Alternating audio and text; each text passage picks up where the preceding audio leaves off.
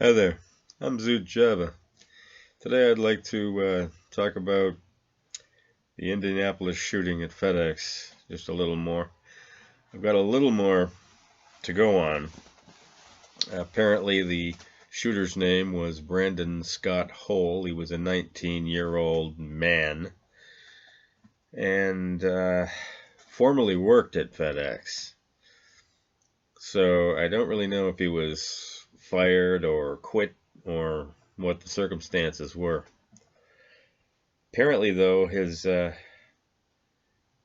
mother had made a report and he wound up talking to the FBI who were interviewing him, and I don't know exactly what that process would be.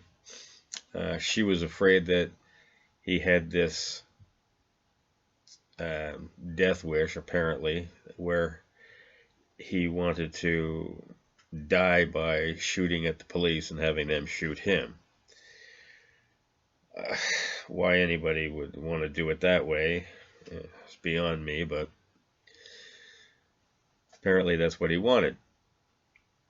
Now, the thing I don't really understand is that there's people who were criticizing the family because they said that apparently he was obviously mentally unstable, and why didn't they do more about it to try and help him? Um, well, obviously they have never had to deal with this, or they've never met anyone that's had to deal with something like this. It's a bit of a problem in a number of ways. Number one is if they are just, you know, uh, insane, but they're not dangerous at all. You know, it's not really that much of a problem. Even getting them to see a professional about their behavior is maybe not that big a deal. However, if they're violent or you suspect them to be violent, uh, that may not be exactly what you want to be taking part in. They're not going to care if you're family. If you if you already know that they're not thinking straight, then why are they going to think rationally like the people who are criticizing the family here? Why do you think that this person's going to think rationally and not do anything to harm you? Or let's say you're older and you have your own family. Do you want to have this person in your house? Do you have children?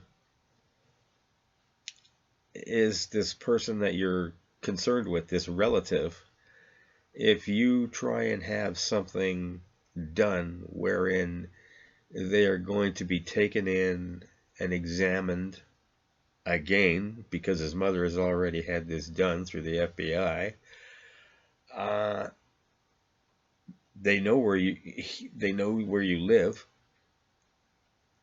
So because you're a relative, they'll find you. They'll go there. They could be angry, and they could kill everyone in the house. Think about it. This man just went in and killed 8 people, just firing indiscriminately. Shot and injured 7 more people. So, what's to stop him if you try to help him and he decided to take umbrage to this and come after you, go into your house, kill everyone in the house, where you would be standing there, running down the stairs, watching as he murders your children, and then your wife, and then by the time you finally got downstairs, he murders you. I, these are things that people worry about. I know someone personally that I worked with, and he said he was always kind of worried about his brother because his brother was, since they were young, always getting in trouble, but always getting in trouble fighting, whatnot. And then, of course, as he got older, he was always breaking the law. And now he's in prison because he stabbed someone 50 times. And to think that this could be anybody. He could just snap and kill someone. Stab them 50 times. The person that I worked with, he said, I never want him to come into my house. Like, he is going to move if he finds out that his brother is going to be released, because he doesn't want them to find him. He has 2 young children. He's married, obviously. He doesn't want this guy in his house. He can't trust him. Even if he serves his sentence, that doesn't mean that he's rational. So you can't just go by, oh well, you should have done something. They're not going to just take your hand and walk to a place to have themselves sorted out. It's just not going to happen that way. So he really should have been locked up. And this is a problem where it started a few years back. And I don't know if they were trying to do it to save money or if they truly believed this. But the government was saying that people shouldn't be locked up just because they're insane. Well, like I said, if they're harmless, okay. If they're dangerous, I don't like it. They could potentially physically harm someone very badly. They could kill people. They could kill a lot of people, such as what we saw in Indianapolis.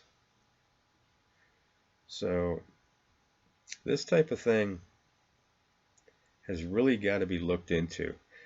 Government has got to stop thinking about everyone's feelings and realize that you just can't let a powder keg walk around the streets. You just can't do it. And it's very easy for them to say, also, some people are absolute lunatics unless they take a form of medication. And the problem is, they say, oh, he's perfectly fine as long as he takes his medication. Well, what if he doesn't? Well, he could be bouncing around, grab a knife, slit your throat.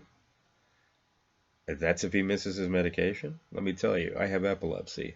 I don't miss taking my medication because it's very dangerous if I don't.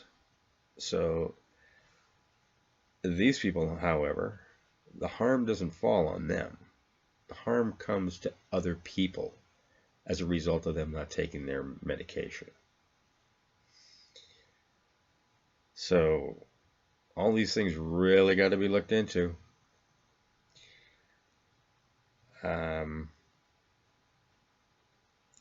As for those people, those 8 people, I just can't believe that, someone who they said was interviewed by the FBI. And he was obviously cleared. I mean, they took his gun away. He had a shotgun, I believe, that they took off of him. But that was about a year ago, it sounded like. This gun, with the report on him, he must have bought it illegally. There's no possible way that you can legally buy a gun when you've had this type of a problem before. They showed up at his house today, and they removed some computers. It took some communications devices, so I don't know if they found like a phone or some phones or what, but that apparently is what was taken, so they're going to scan everything through there, trying to figure out what went wrong with them. Anyhow, uh, this was basically just my thoughts on what has happened to him today. And what has happened as a result, destroyed 8 lives. And then you just think of all the lives surrounding those 8 lives. Destroyed them also. They now have to live without that person. So, until later, have a Java on Zood.